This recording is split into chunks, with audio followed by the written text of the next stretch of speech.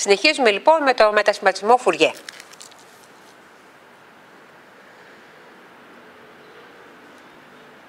Οι σειρές Φουριέ, όπως είδαμε, είναι ένα εργαλείο μετασχηματισμού χρήσιμο για περιοδικά σήματα. Ο μετασχηματισμός Φουριέ είναι χρήσιμος για όλα τα φυσικά υλοποιήσιμα σήματα πεπερασμένης ενέργειας και για μερικά μη υλοποιήσιμα σήματα όπως το ημιτροειδές σήμα και η κρουστική συνάρτηση. Ο μετασχηματισμός Φουριέ, να μην ξεχνάμε ότι δείχνει το φασματικό περιεχόμενο ενός σήματος. Για να ορίσουμε μαθηματικά το μετασχηματισμό Φουριέ ενός αναλογικού σήματος. W κεφαλαίο του F είναι το σύμβολο το οποίο χρησιμοποιούμε εδώ για το Φουριέ ενός σήματος W του T. Και ισούται με ολοκλήρωμα από μείον άπειρο μέχρι άπειρο του W του T επί A στη μείον J 2π ft dt. Αν τώρα γνωρίζουμε το W του F και θέλουμε να βρούμε το αρχικό σήμα το W του T, τότε θα είναι ο αντίστροφος μετασχηματισμός Φουριέ και ισούται με ολοκλήρωμα από μείον άπειρο μέχρι άπειρο W του F A στη J 2π ft df. Ο μετασχηματισμός Φουριέ υπάρχει εάν το σήμα είναι σήμα ενέργειας. Να θυμηθούμε, ένα σήμα λέγεται σήμα ενέργειας αν η ενέργειά του είναι πεπερασμένη, δηλαδή είναι μεταξύ 0 και άπειρο. Να δούμε άλλες μορφές του μετασχηματισμού Φουριέ. Αντί για απεικόνιση ως προς F, να το παραστήσουμε ως προς ω. Το W του ω λοιπόν θα είναι ολοκλήρωμα από μείον άπειρο μέχρι άπειρο W του T επί A στη μείον J ω T dt. Η κυκλική συχνότητα ω, δηλαδή η οποία είναι ίση με 2πf, μετριέται σε ράντα ανά σεκόντ και το dω είναι το 2πdf. Και οι δύο μορφές είναι ισοδύναμες. Και η αναπαράσταση W του F και η αναπαράσταση W του ω. Να δώσουμε ένα παράδειγμα υπολογισμού Φουριέ του τετραγωνικού παλμού που βλέπουμε στο σχήμα μας. Βλέπουμε τον παλμό αυτό, ο οποίος έχει διάρκεια T και είναι λοιπόν 1 όταν το μέτρο του T είναι μικρότερο ή ίσον του ταφ δεύτερα και 0 αλλού. Τι θα κάνουμε λοιπόν, θα υπολογίσουμε το ολοκλήρωμά μας από μείον ταφ δεύτερα μέχρι ταφ δεύτερα. Η συνάρτηση παίρνει τιμή μονάδα, άρα 1 επί A στη μείον J 2πf t dt. Άμα υπολογίσουμε το ολοκλήρωμά μας, προκύπτει ότι έχουμε φτάσει στη μορφή που βλέπουμε A στη J pft μείον A στη μείον J pft δια J 2πf. Γνωρίζουμε όμως ότι ισχύει η σχέση ότι A στη J χ μείον A στη μείον J χ μας κάνει 2 J τιμήτων χ. Αν θέσουμε λοιπόν τη σχέση αυτή στον πάνω τύπο της διαφάνειας, προκύπτει ότι ο Φουριέ του παλμού που μελετήσαμε θα είναι ημίτονο pft δια pf. Πολλαπλασιάζουμε και διαιρούμε με t και προκύπτει t ημίτονο cardinal του ft. Έχουμε μιλήσει και το ημίτονο cardinal σε αντίστοιχη διαφάνεια του μαθήματός μας όταν μιλήσαμε περί σημάτων. Εδώ έχουμε σχεδιάσει το σήμα στο πεδίο του χρόνου και στο πεδίο συγνωτήτων και βλέπουμε ότι η διάρκεια του παλμού είναι αντιστρόφως ανάλογη του εύρους φάσματος. Βλέπουμε λοιπόν κάτω αριστερά τη διάρκεια του παλμού από μείον ταφ δεύτερα μέχρι ταφ δεύτερα και το εύρος φάσματος από το μείον 2 διατάφ μέχρι το 2 διατάφ. Ένα δεύτερο παράδειγμα έχουμε για να καταλάβουμε το μετασχηματισμό Φουριέ μιας συνάρτησης. Εδώ έχουμε επιλέξει την εκθετική συνάρτηση, τη χ του T ίσον A στη μείον α T ου του T. Την έχουμε σχεδιάσει και βλέπουμε ότι είναι μια φθήνουσα εκθετική συνάρτηση για α θετικό. Εάν το α είναι αρνητικό, τότε το ολοκλήρωμα από 0 μέχρι άπειρο του A στη μείον α T dt δεν είναι πεπερασμένο και το σήμα δεν έχει μετασχηματισμού Φουριέ. Θα υπολογίσουμε λοιπόν το Φουριέ αυτού του σήματος, παίρνουμε το ολοκλήρωμα από 0 μέχρι άπειρο του A στη μείον α T, είναι το σήμα μας, επί A στη μείον J το ω T dt και βρίσκουμε ότι είναι 1 δια α συν J το ω. Όπως βλέπουμε, ο μετασχηματισμός Φουριέ του σήματος A στη μείον α T είναι μια μηγαντική συνάρτηση, άρα έχει ένα πλάτος και μια φάση. Θα τα υπολογίσουμε τώρα. Το πλάτος λοιπόν είναι το πλάτος του αριθμητή, το μέτρο του αριθμητή δια το μέτρο του παρομαστή. Το μέτρο του αριθμητή είναι μονάδα, του παρομαστή είναι τετραγωνική ρίζα του πραγματικού μέρους στο τετράγωνο, δηλαδή α τετράγωνο, και του φανταστικού μέρους στο τετράγωνο, δηλαδή ω τετράγωνο. Άρα μόλις βρήκαμε το μέτρο του μετασχηματισμού Φουριέ του αρχικού μας σήματος.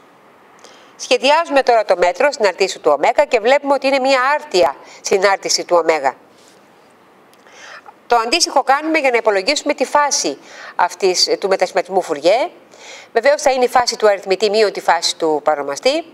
Η φάση του αριθμητή είναι 0.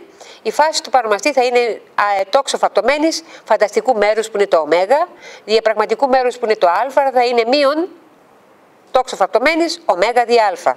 Σχεδιάζουμε την απόκριση φάσης και βλέπουμε ότι είναι μια περιττή συνάρτηση του ω. Για να δούμε μερικές σημαντικές ιδιότητες του μετασχηματισμού Φουριέ. Πρώτη ιδιότητα είναι η γραμμικότητα, δηλαδή ο Φουριέ του α1 χ1 του τ συν ή πλην α2 χ2 του τ είναι α1 χ1 του f συν ή πλην α2 χ2 του f. Χρονική καθυστέρηση, δηλαδή ο Φουριέ του χ τ μείον ταυ δ είναι ίσος με χ του f a στη μείον ι 2πf ταυ δ. Τρίτη ιδιότητα είναι η ιδιότητα της αλλαγής κλίμακας, δηλαδή ο Φουριέ του χ α επί τ είναι 1 δια απόλυτο τιμή του α επί χ του f δια α.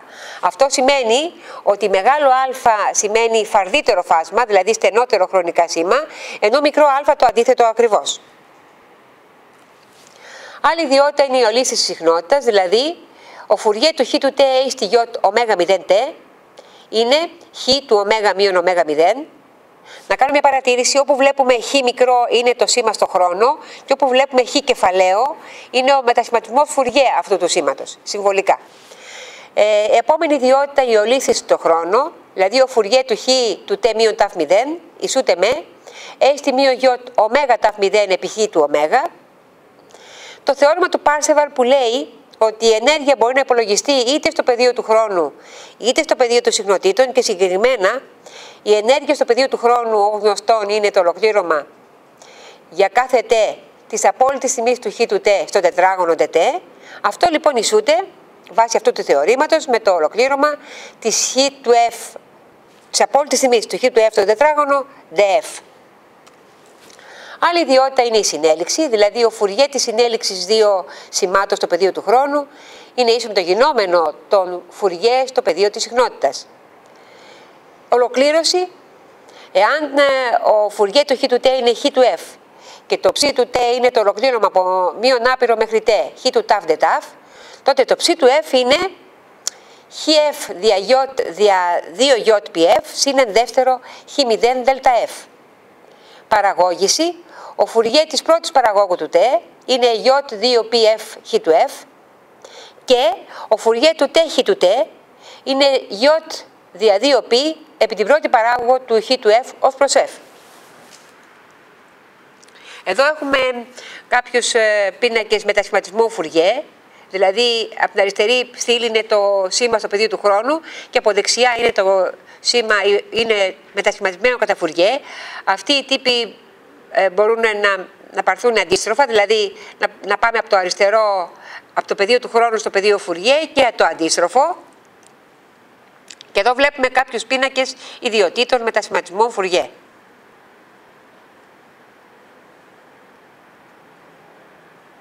Και μερικούς ακόμα πίνακες ζευγών μετασχηματισμού Φουριέ. Για παράδειγμα, άμα θέλουμε να βρούμε το μετασχηματισμό Φουριέ της συνάρτησης συνημήτων 2πfc επί τ, εδώ θα γνωρίζουμε το fc, θα είναι δέλτα του f μείον fc και δέλτα του f συν fc και όλο αυτό δια 2. Σε αυτή τη διαφάνεια βλέπουμε διάφορα σήματα στο πεδίο του χρόνου, όπως το ημίτον ω1t, το ημίτον ω2t και το άθροισμά τους, και δεξιά βλέπουμε το μετασχηματισμό Φουριέ του. Επίσης, στο πάνω μέρος της διαφάνειας βλέπουμε τον τετραγωνικό παλμό, όταν το t0 είναι 0,1 σεκόντ και όταν το t0 είναι 1 σεκόντ, και δεξιά βλέπουμε το μετασχηματισμό Φουριέ τους.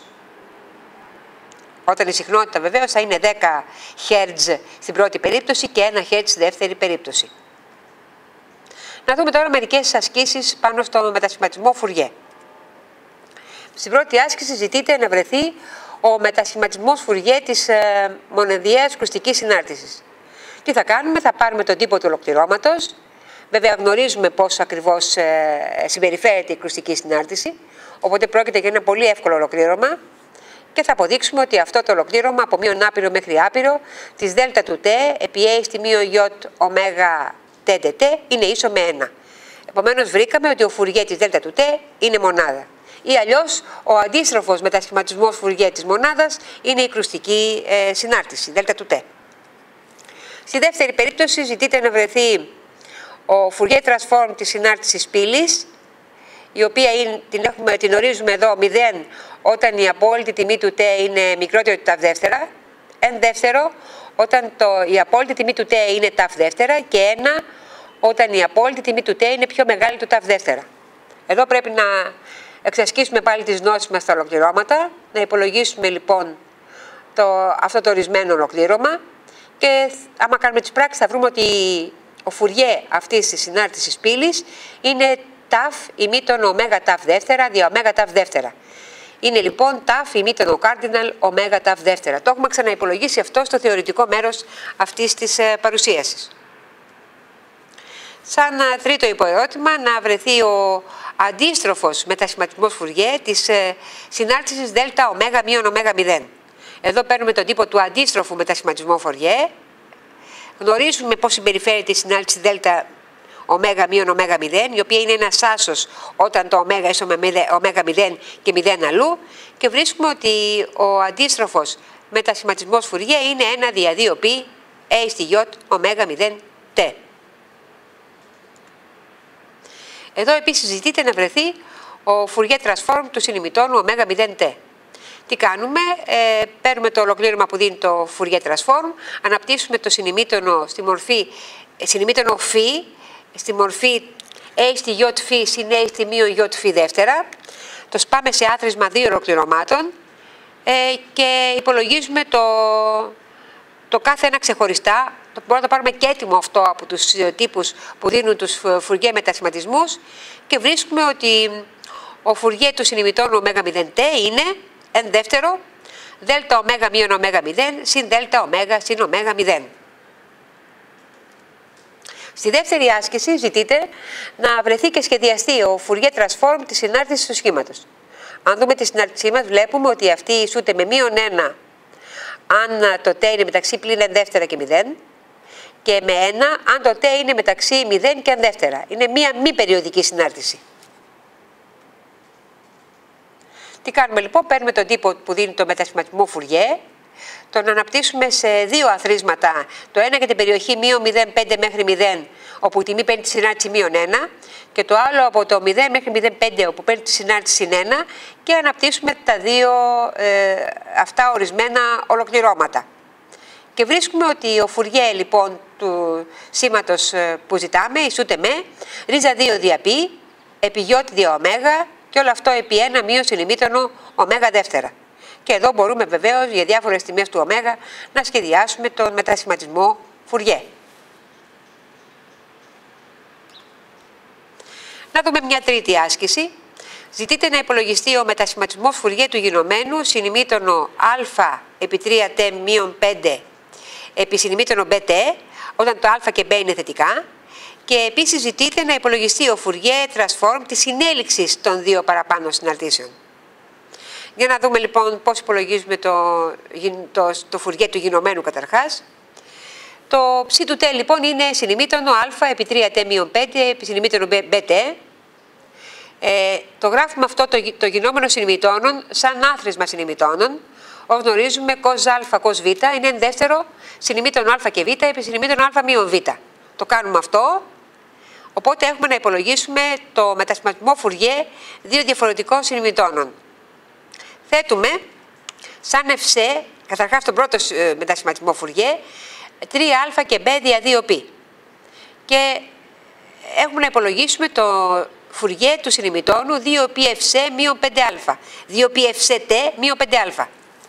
Το συνημίτωνο αντί για το συνημίτωνο βάζουμε τη συνάρτηση A στη J 2π ευσέ t μείον 5α συν A στη μείον J 2π ευσέ t μείον 5α δια 2. Το σπάμε αυτό λοιπόν σε άθροισμα 2 Φουριέ, όπως βλέπουμε, βάσει τον ιδιοτήτων που έχουμε πει. Αντικαθιστούμε όπου ευσέ το ίσον του και προκύπτει ο μετασχηματισμός στο κάτω μέρος της διαφάνειάς μας. Αυτό εδώ δηλαδή είναι ο μετασχηματισμός του πρώτου συνημιτώνου. Αντίστοιχα για το δεύτερο όρο, θέτουμε όπου ευσέ το 3α μείον b δια 2π, κάνουμε τα ίδια και προκύπτει ότι ο ζητούμενος Φουριέ του δεύτερου όρου είναι αυτός που βλέπουμε στη διαφάνειά μας. Επομένως, τελικά, αν αθροίσουμε τους δύο αυτούς μετασχηματισμούς κατάλληλα, θα προκύψει αυτή η σχέση που δίνει το Φουριέ μετασχηματισμό του γινωμένου των δύο συνημιτώνων της άσκησής μας.